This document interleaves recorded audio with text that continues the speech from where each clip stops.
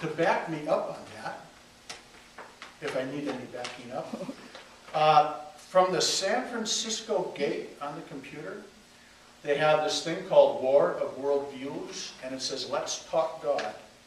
So this is something that Deepak wrote, so I think I'm in a good corner if I've got Deepak behind me as a coach. It says, "I believe that spirituality can take hints from modern science and actually support the existence of God. Some of these hints have emerged from quantum physics." Now, I think Bob was here at quantum physics. Bob still? Bob, yeah, quantum physics. He'll know what that means. So, where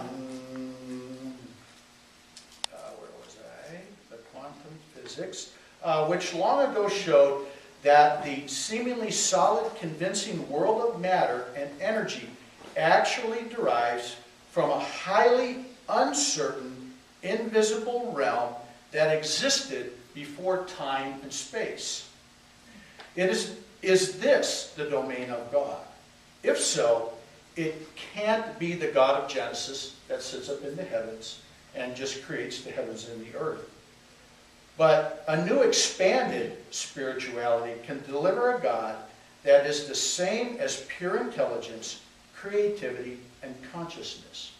Such a God is our source without being human, a source from which all possibilities emerge and flow. Quite a number of credentialed scientists are thinking in this same direction without necessarily being religious. And it would explain a lot about the cosmos if we fit into the living, conscious universe. Now I think that to me just feels right. They keep saying that the universe keeps expanding. And why is it expanding? And can we even conceive of there being no end to something where it keeps expanding? Well, it's that creative energy force. So it's hard to think about that whole universal thing and going out into space. And is there a line where's the end of the universe? Or no, it keeps going, it keeps going. It's hard to believe that. But if we bring it back down to earth, and if we bring it back down to ourselves, then we maybe have another chance of getting a hold on it and understanding maybe what it is. So, I'm an active learner, and a few weeks ago I was down at the Oneness Center playing music, and the Reverend Jeanette down there said something which struck a real chord with my wife, and it didn't really hit me at first, but after we talked about what she talked about, I went, yes, that's another piece of the missing puzzle. So her statement went something like this: we are not the recipients of anything from God.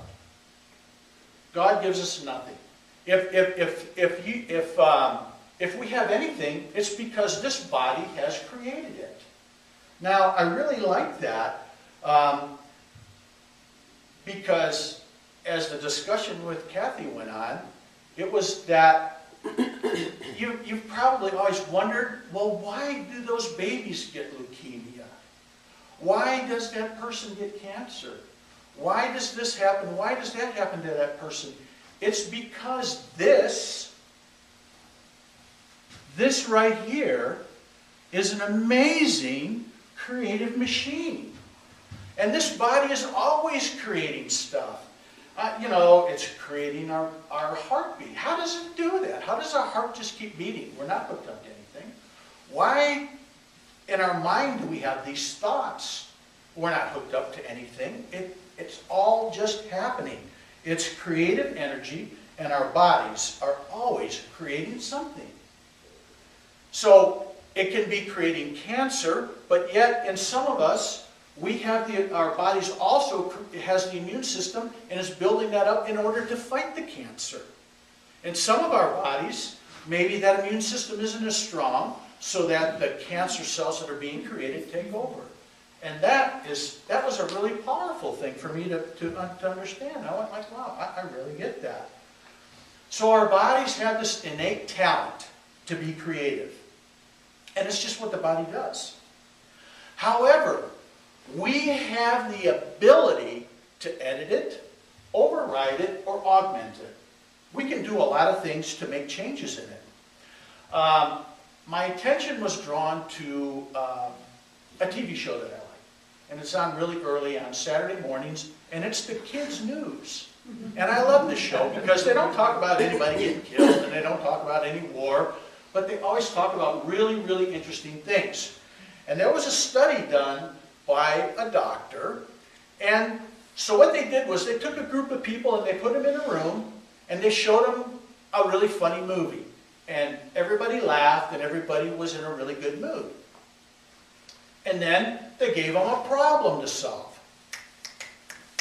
They solved that problem easily. It was not a problem. They took another group of people and they put them in a room and they showed them a really sad movie. It was about death and dying and puppies that were sick and kittens with illnesses, and it was just the most depressing thing that anybody could ever want to watch. So after that movie, they gave those people a problem to solve. And you know what?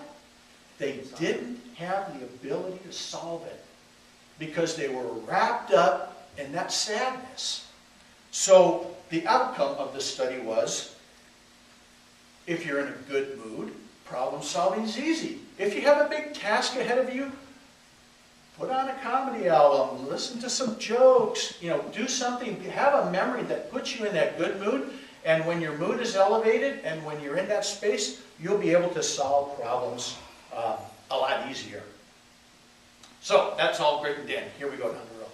But now I want to take us back to the science of mind and examine what is called the soul or the subjective mind that I'll say contains all thoughts and all ideas, because we say there's only one mind, and that's what we tap into. Deepak Chopra calls it the field of all possibilities, where there's just pure consciousness and where anything is possible. If you can tap into that, you can solve, you can create, you can move forward.